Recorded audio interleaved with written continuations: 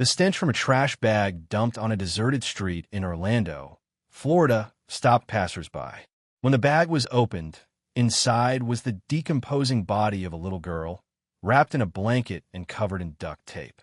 The girl was Caylee Anthony, just 2 years old, missing for 31 days without anyone in her family reporting it to the police. And the most shocking thing, the girl's mother, Caylee Anthony, had been partying, dancing in nightclubs, and laughing with friends all the time while her daughter was missing. That cold indifference sparked a frenzy across America, causing the entire nation to ask not only who killed Caylee, but also how insensitive a mother could be. On July 15, 2008, an emergency call came from the Anthony family home in Orlando. The caller was not Casey, the child's mother, but Cindy, Caylee's grandmother. Her voice was shaky, mixed with anger. "I want to call the police. My daughter took my car, and it smells like a dead body. My granddaughter has been missing for a month." There was a moment of silence on the other end of the line. Then the operator immediately turned the case into a missing child report. It was the moment that marked the beginning of what would become one of the most haunting tragedies in American history. Back in the previous month, on June 16, 2008, Caylee was last seen alive. The last photo was of her wearing a pink outfit, smiling brightly, her eyes sparkling, an image that would haunt the public forever. That day, Casey left the house with her daughter, telling her family that she would be staying with a nanny for a few days. No one knew that would be the last time they would see Caylee. For the next 31 days, Casey lived a life that was the complete opposite of a mother who lost her child. Instead of calling the police or looking for her, she partied, hung out with friends, posted happy photos on social media, and even entered a best bikini contest in a nightclub. While her 2-year-old daughter disappeared without a trace, Casey appeared on the dance floor, smiling as if nothing had happened. The photos that were later released caused public outrage. What kind of mother could do that? During that time, Cindy repeatedly asked Casey about her granddaughter. The answers were always vague. Caylee was with a nanny named Zani. She was hanging out with friends. She was sleeping over a relative's house. Each time the reason was different, but the tone was decisive and confident. Casey created a complete scenario, so much so that even the family did not immediately suspect anything. But as the days dragged on without a trace of Caylee, suspicions began to rise. The turning point came when Cindy found her Pontiac on fire, which Casey had abandoned. When she opened the door, a stench of death filled the air, so strong that even the parking lot attendant had to cover her nose. There was a garbage bag in the trunk, filled with rotting food, but the smell was unusually strong. It was said that there was only one smell like it, that of a decomposing body. Cindy, heart-pounding, immediately called the police. It was the call that would bring Caylee's case to light. When the police approached Casey to ask about her daughter, she told the first of a long series of lies. Casey claimed that Caylee was staying with a nanny named Zenaida Fernandez Gonzalez, whom she affectionately called Zani.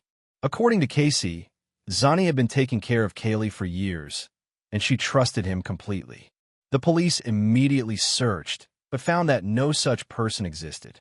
When pressed, Casey stuck to her story, even leading the police to an apartment and claiming that it was where Zani lived. But the apartment had been vacant for months, with no trace of any nanny. The chain of lies did not stop there. Casey said she worked at Universal Studios and could prove it. The police accompanied Casey to the place. At first, she walked confidently, leading them through the hallways, as if she really was an employee. But when she reached the end of the hallway, Casey stopped, bowed her head, and admitted she had not worked at Universal for years. The police were stunned.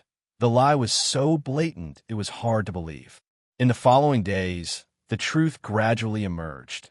Casey not only lied about her workplace, but also fabricated a series of details about her daughter, her friends, and even her lover. Every time the police found a contradiction, she made up a new story to patch it up. But the more she patched it up, the more it became clear. Finally, the police were forced to conclude that Casey had not cooperated in finding her daughter, but was, on the contrary, deliberately hiding it. During those 31 days, Casey's friends also witnessed a different side. They said that Caylee frequently went to nightclubs, went to bars, attended parties, and never mentioned her daughter. Some even saw Caylee get a new tattoo on her back with the Italian words, La Bella Vita, life is beautiful. Even for a second the minute her daughter disappeared, Caylee seemed to enjoy her new freedom. This later made the public extremely angry. How could a mother consider losing her child an opportunity to live happily? When the news of the incident exploded, the whole of America was stunned. A 2-year-old child disappeared without anyone reporting to the police. An indifferent mother lived as if nothing had happened. The evening news was full of news. Pictures of Caylee smiling innocently appeared everywhere. The whole country began a search campaign. Hundreds of volunteers participated, put up posters, organized search teams. Meanwhile, Caylee kept a cold face, sometimes indifferent, sometimes shedding a few tears, but they quickly dried. When the police searched the Pontiac, forensic experts confirmed the smell of death was indeed the characteristic smell of a corpse. Hair traces found in the car matched the characteristics of Caylee's hair. Chemical tests showed traces of chloroform, a substance that can be used as an anesthetic. All of this turned Caylee from a pitiful mother into the prime suspect. The Anthony family was divided. Cindy was protective of her daughter, while desperately searching for her grandchild. Caylee's father, George, began to have doubts, but still tried to keep the faith. The media was unforgiving. Pictures of Caylee at parties, stories of blatant lies, all were published heavily. Caylee became the worst mother in America in the eyes of the public. On July 16, 2008, Caylee Anthony was arrested and charged with lying to police, obstructing an investigation, and neglecting her responsibilities as a mother. As she was handcuffed and placed in a police car, her face remained strangely calm. The whole of America watched the scene on the screen in a mixture of shock and outrage. One question echoed immediately after her arrest. Caylee Anthony was taken into an interrogation room. Investigators had prepared a series of questions to break down the contradictions in her testimony. When asked where Caylee was, Caylee repeated the familiar story. The child was with a nanny named Zenaida Fernandez Gonzalez, whom she called Zani. She detailed that Zani had cared for Caylee for years, was a trusted friend, and often picked Caylee up when she was working at Universal Studios. The story seemed plausible, but it was only when people started checking that everything fell apart like a house of cards. The police searched for information about Zenaida. They tracked down a woman named Zenaida Gonzalez, but she had never met Caylee and knew nothing about Caylee. The real Zenaida was suddenly the victim of rumors, surrounded by the press, and even listed as a suspect until everything was cleared up. Caylee stuck to her script, saying she wasn't mistaken. Zani really existed. The police just hadn't found him yet. When asked for her address, she led them to an apartment. The apartment had been empty for months. There was no furniture, no trace of children, just 4 silent walls. Not stopping there, Caylee continued to weave new stories. She claimed she was working at Universal Studios in an event position. The investigators, knowing full well that this could be a lie, still let her force herself. They followed Caylee all the way to the place. She walked confidently, leading them through long hallways, greeting a few employees she used to know. But when she reached the end of the hallway, Caylee stopped, bowed her head, sighed, and admitted, "I don't work here anymore." The scene shocked the investigators. It was rare for someone to be so brazen as to lead the police to a place where they used to work and then admit that they had nothing to do with it. Not only was it a lie, but it was a calculated lie designed to buy time. Throughout the interrogation, Caylee changed the details constantly. One moment, she said Caylee was at the park with Zani. Another, she said she was at a friend's house. Another time, she said she was being held at her ex-boyfriend's house. Each time she was pressed, Caylee came up with a new story, lying like breathing. The strangest thing was that she remained calm, never panicking, and even smiled at times. Investigators noted that she was able to lie with such confidence that if not verified, people would believe it. When the police confronted her with the evidence, the smell of death in the trunk, the hair that matched Caylee's, the chloroform, Caylee did not waver. She denied it all, saying the smell came from the trash bag, that the hair could have been hers, that there was no reason to suspect her. This strange stubbornness further angered the public. An innocent mother would have been heartbroken and cooperated in the search for her child, not creating a maze of lies to lead people around. Casey's friends, interviewed by the police, were equally surprised. They said that throughout June and July, Casey had been regularly appearing at parties, laughing, dancing, even bragging about her new life of freedom. One friend recalled, "She told me she was enjoying her time alone, that her mother was looking after her. I never thought Caylee was missing." Many in the group had photos of Casey at parties, with a beer in her hand, a short skirt, and a big smile. When those photos were published in the media, the public exploded. They saw it as evidence of a callous indifference. The division in the Anthony family grew. Cindy loved her granddaughter and protected her daughter, but the lies that followed eroded trust. George began to have more doubts. In interviews, he confessed to feeling a smell of death in the car and a premonition that something bad had happened. But he still tried to avoid criticizing his daughter directly. The family's conflict was further exploited by the media, turning them into the center of a public tragedy. Meanwhile, the American media seemed to be fueling the fire. Every TV channel ran its own program about Mom Casey the monster. The blatant lies became the subject of satire on late-night shows. Tabloids were free to exaggerate. Casey lied like she was breathing. Mother enjoyed life while her child was missing. The American public, accustomed to shocking criminal cases, now had a new symbol of outrage. The interrogation lasted for weeks, but Casey remained unchanged. She stuck to the Zani, the nanny story, despite all the evidence against her. Investigators described it as like talking to a wall. The more they pressed her, the more she added layers of lies. At one point, the police tried to switch tactics, feigning belief to see what else she would say. Casey immediately went into detail about dropping Caylee off at a park, accurately describing the car, the color of the shirt, but none of it existed. Each new detail only proved that she was making it up, but Casey remained unfazed. Finally, the police could wait no longer. On May 29th in July 2008, Casey was officially charged with perjury, obstruction of justice, and neglect of her duties as a mother. The local court ordered her to be detained. During the first trial, when the prosecutor read the indictment, Casey remained calm. The American public watched live on television. Many people shouted in anger, "This is not a mother, this is a monster." Small protests took place outside the courthouse. People held pictures of Caylee and chanted justice for Caylee. The media turned the case into a new type of entertainment show, not only reporting, but also analyzing each statement, each expression of Casey. From the color of her clothes, her hairstyle, to her eyes during the trial, everything was scrutinized. News channels organized discussion panels, invited lawyers, psychologists, detectives, and even family acquaintances.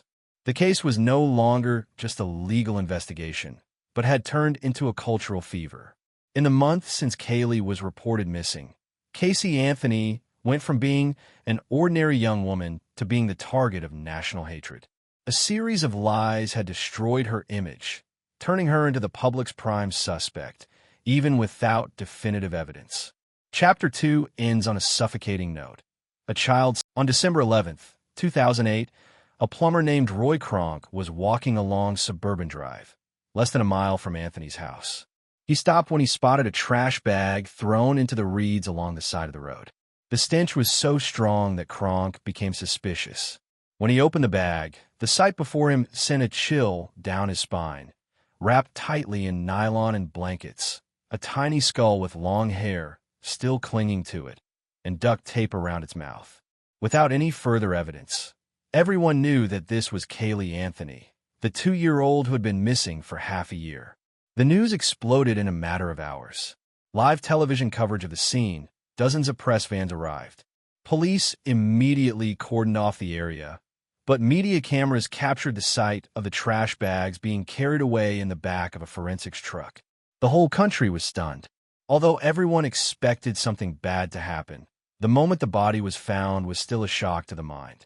The last images of Caylee, A little girl with curly hair and an innocent smile immediately appeared in everyone's memory, a cruel contrast to the death wrapped in a garbage bag and left on the side of the road.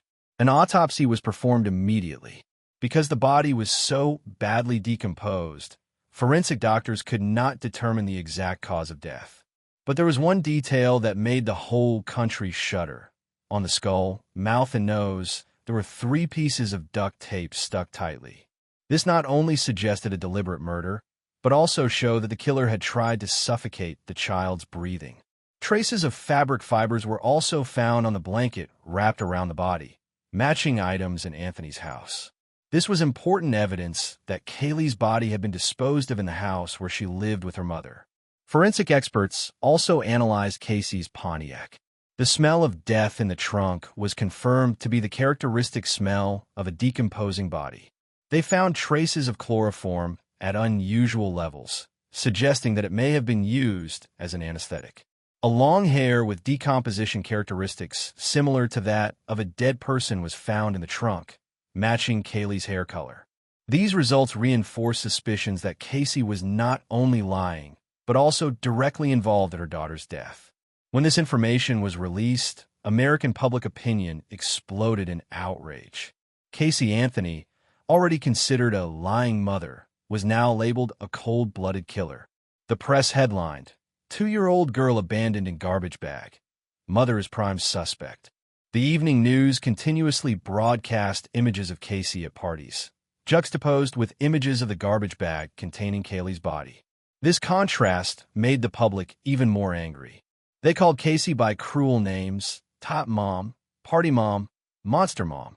On December 19, 2008, Caylee Anthony was formally charged with first-degree murder, manslaughter, and child abuse. She faced the possibility of the death penalty if convicted. When she stood in court, Caylee wore a white shirt, her hair tied back, and her face was cold. Not a single tear fell when the judge read the indictment. The public watched on television, many screaming, "She deserves to die." Protesters stood outside the courthouse holding up signs saying, "Justice for Caylee," demanding the death penalty for Caylee. In the following months, the case became a national phenomenon. 24/7 TV channels, such as CNN, HLN, broadcast nonstop about the case. Talk shows invited lawyers, psychologists, and criminologists to debate. Some people believe that Caylee killed her child to free herself, to live freely and party. The prosecutor also confirmed this motive. She wanted to escape her motherhood, to live the Bella Vita life that was tattooed on her back. Meanwhile, Caylee's legal team prepared a counterattack strategy. They predicted that public opinion had executed Caylee long ago, so the goal was to sow doubt in the evidence. They raised the possibility that Caylee drowned in the family pool, that Caylee and George, her grandfather, panicked and tried to cover it up. They also pointed out that there was no direct evidence to prove that Caylee killed her. No fingerprints on the tape, no cameras, no witnesses. Yet, in the eyes of the public, Caylee was already guilty. In the summer of 2009, the hearings before the official trial began. The media crowded the courtroom. Spectators lined up just to get into the courtroom to hear it live. The case was called the trial of the decade, and many even compared it to the O.J. Simpson in 1995. On television, Caylee's image was always accompanied by the words "Top Mom on trial." Even before the trial, she had become the most hated person in America. Forensic experts continued to analyze. Detailed reports showed traces of chloroform in the car, and Google searches for chloroform and neck breaking were found on Anthony's home computer. Although it was not clear who did the searches, the prosecutor used it to assert that Caylee had prepared in advance. The defense countered that anyone in the house could have used the computer. Both sides argued over every detail, preparing for the legal battle that would break out. Meanwhile, the public watched and talked about it relentlessly. Late-night TV shows mocked Caylee, turning the case into entertainment. On social media, the group Justice for Caylee attracted millions of participants. Mothers across America saw Caylee as a symbol of cruelty, while others watched curiously like a soap opera. Caylee Anthony became a household name, but in a hateful way. Chapter 3 ended on a high note. Caylee's body was found.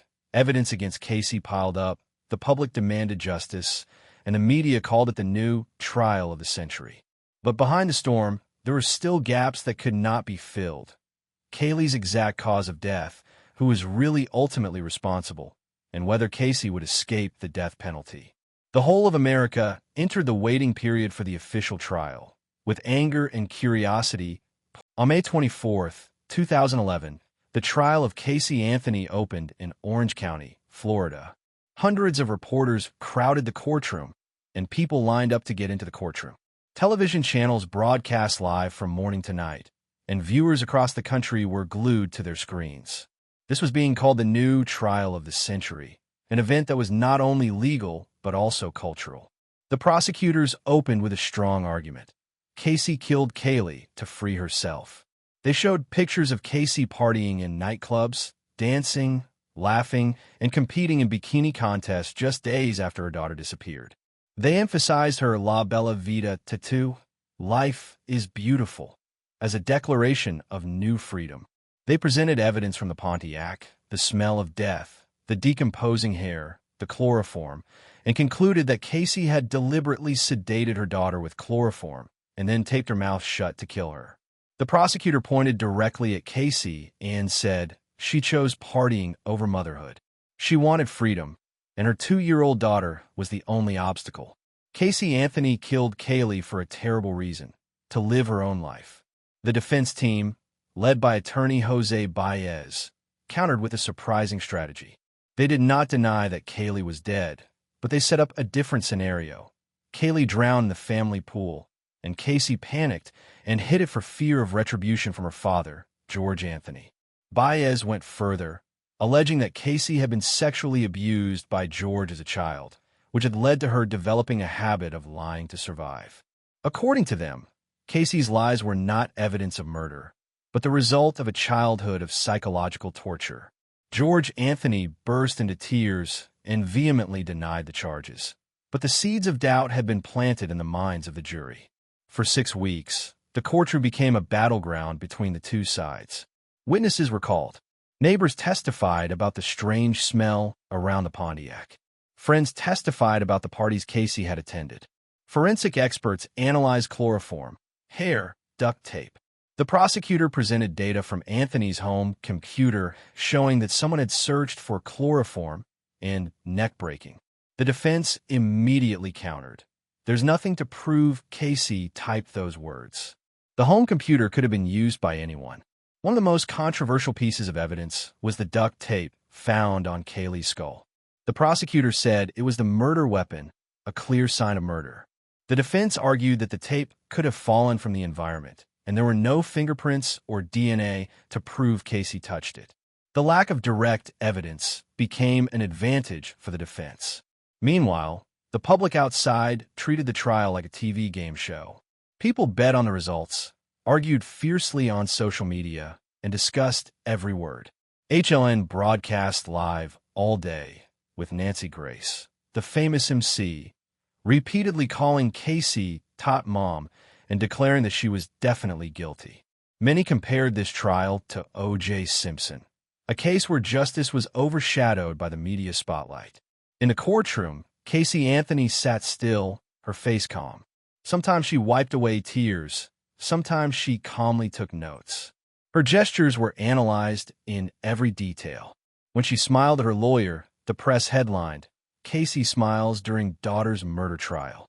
When she cried, they wrote, "Monster mother's fake tears." Any action was interpreted as guilt. The prosecutor emphasized Caylee's insensitivity. A normal mother, where her child disappears, calls the police.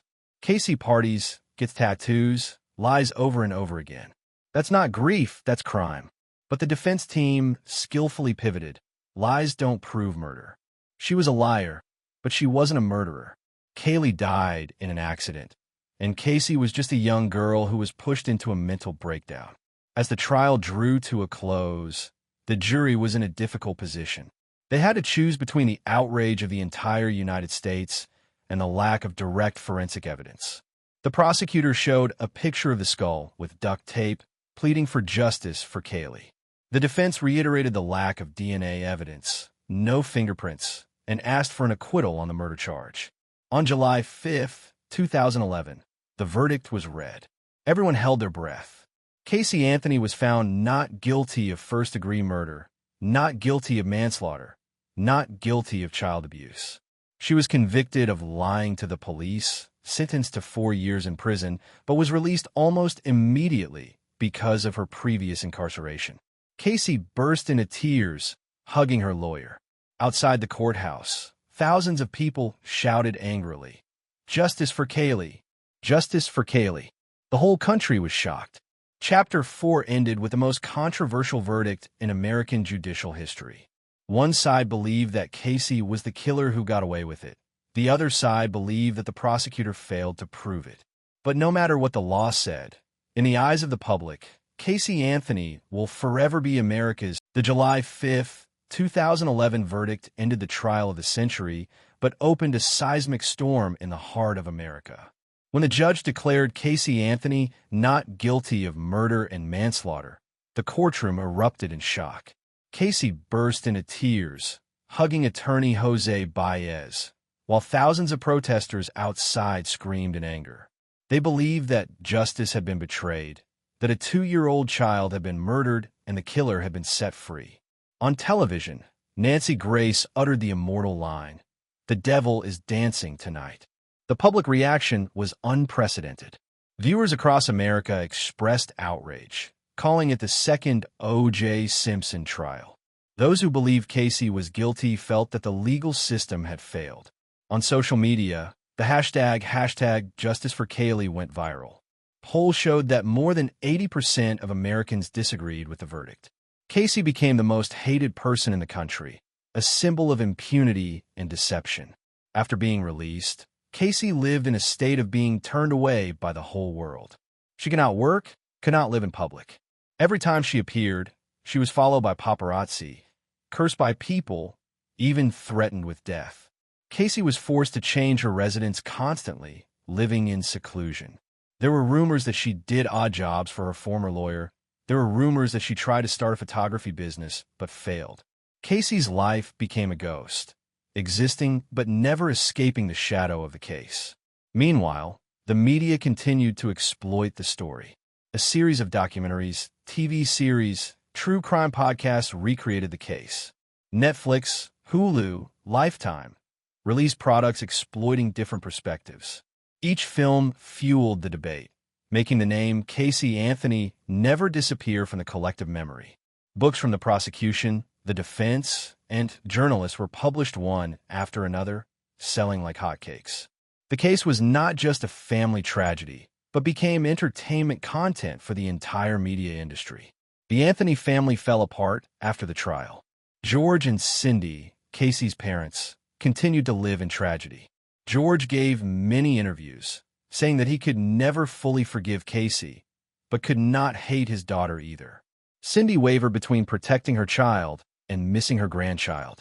That internal division made the public even more curious, because they saw this family as a classic tragedy. Losing a grandchild, losing faith, losing honor. Caylee occasionally appeared in rare interviews. In 2017, she told the Associated Press that she still sleeps well every night and doesn't know what I would do differently. Those words made the public even angrier, considering it insensitive. For many Americans, Caylee will never be an innocent free citizen, but will forever be a child murderer who escaped punishment. The case has left a deep mark on American culture. It has become a classic example of the difference between legal justice and public justice. In court, Caylee was acquitted due to lack of direct evidence. But in the eyes of the public, she had long been convicted. Americans refer to this case whenever they discuss the failure of the legal system, when a law cannot meet the moral expectations of society. Year after year, on the anniversary of Caylee's disappearance or the day the trial ended, the press brings up the story again. Caylee Anthony's name still appears in the newspapers, is still ridiculed on comedy shows, is still dissected on the True Crime podcast. Caylee, the 2-year-old, has become a symbol of innocence lost. Caylee has become a symbol of lies and escape. The case has become a black legend, in modern American history. Chapter 5 ends in the darkness of ambiguity. The truth about Caylee's death will probably never be fully known. Maybe Casey was the killer. Maybe it was a real accident. Maybe it was some other scenario. But in any case, the American public has written the ending of the story. In their eyes, justice was not served. And that is why the Caylee Anthony case will forever haunt America. If you think this story ends with a controversial verdict, you're wrong. Because the Caylee Anthony case also contains gruesome forensic details, evidence in the Pontiac car, where the smell of death and traces of chloroform haunted the entire investigation team. In the next part, we will delve into Caylee Anthony investigation, evidence in the car trunk true crime documentary, Part 2, to discover the most important scientific clues of the case. Back-end index pointing right. Click to watch Part 2 now to continue this shocking investigation journey.